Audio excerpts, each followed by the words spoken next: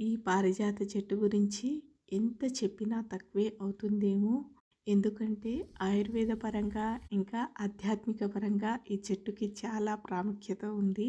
ఈ చెట్టు రాత్రిళ్ళు ఎంత చక్కగా పువ్వులు పూస్తాయో, మనం లేవక ముందే భూమాతకి అభిషేకం చేసినట్టు పువ్వులన్నీ రాలి ఉంటాయి. ఈ చెట్టు పైనుంచి పువ్వులను ఎవ్వరూ కోసి పూజ చెయ్యరు. భూమాతాభిషేకం జరిగిన పువ్వులతోనే పూజ చేస్తారు. అంతటి ప్రత్యేకత ఇంకా ప్రాముఖ్యత ఈ చెట్టుకు ఉంది. ఆ చెట్టుని ఇంట్లోనే ఈజీగా ఇలా పెంచుకోవచ్చు. దానికోసం ఇలా చెట్టుపై నుంచి పువ్వులు రాలిన తర్వాత ఇలాంటి విత్తనాలు చెట్టుపైన చాలా ఉంటాయి. ఎవరిని అడిగినా ఇస్తారు. 1, 2 తెచ్చుకుంటే చాలు. ఇలా ఈ విత్తనం ఉంటుంది. దీన్ని విడదీయాలి. ఇలా గట్టిగా ప్రెస్ చేస్తే చాలు విడిపోతుంది.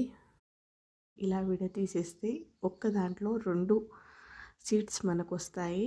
ఇలా ఓపెన్ చేసేస్తే ఇలా 2 వస్తాయి అన్నమాట.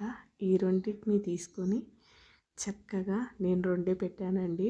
వస్తుందో లేదో అనుకున్నాను, కానీ చాలా బాగా వచ్చింది. ఇలా మట్టిని తడిపి అందులో కొంచెం షార్ప్గా ఉన్న సైడ్ని ఇలా పై సైడ్ వచ్చేలాగా పెట్టేసి మట్టిని ఇలా కప్పేయడమే.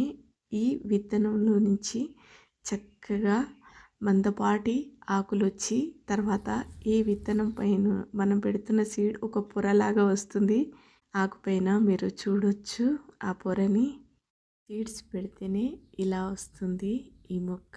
ఇంకా కొమ్మతో కూడా ఈ మొక్కని పెంచుకోవచ్చు. అంటే ఇంతకుముందు నా దగ్గర ఉండే ఈ చెట్టు ఊర్లో, కానీ ఇక్కడ లేదు. ఏమో తొట్టిలో వస్తుందేమో అనుకొని విత్తనాన్ని నాటితే చక్కగా ఎంత ముద్దుగా ఉందో నా పారిజాత మొక్క. ఇంత చక్కగా వచ్చిందంటే ఎంత సంతోషంగా ఉంటుందో మీరే ఊహించండి. అందుకే మీకు కూడా ఈ సంతోషం దక్కాలని చెప్తున్నా.